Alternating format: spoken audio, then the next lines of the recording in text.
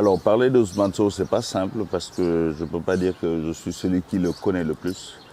J'ai mis beaucoup de ses œuvres qui sont monumentales, mais je sais que l'homme que je rencontrais très souvent à Gorée avec son épouse est un grand monsieur qui malheureusement n'est pas assez connu par les Sénégalais. Ce grand monsieur est célébré partout dans le monde pour la qualité de son travail. Que j'ai vu quelques-unes de ses expositions à Paris. Ici aussi, j'ai visité sa maison aussi. Malheureusement, c'était quelque temps après qu'il soit parti. J'aurais tellement voulu le visiter dans sa maison pendant qu'il était là. Mais je me rends compte que le Sénégalais ne connaît pas assez la dimension de ce monsieur.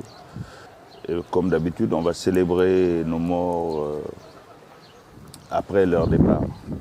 Mais je pense qu'on pourrait beaucoup apprendre de sa vision universelle, mais profondément ancrée dans ce qu'il est. Son travail aussi sur la matière brute, la matière première dans tous les sens du mot, brute, nous interpelle.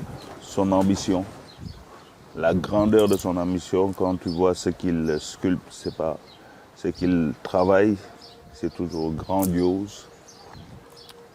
Et ça me parle beaucoup parce que l'Africain doit voir grand et décomplexé. Si je dois retenir quelque chose de lui, il voit grand, il voit décomplexé. Et ça, c'est le message qu'il nous lègue.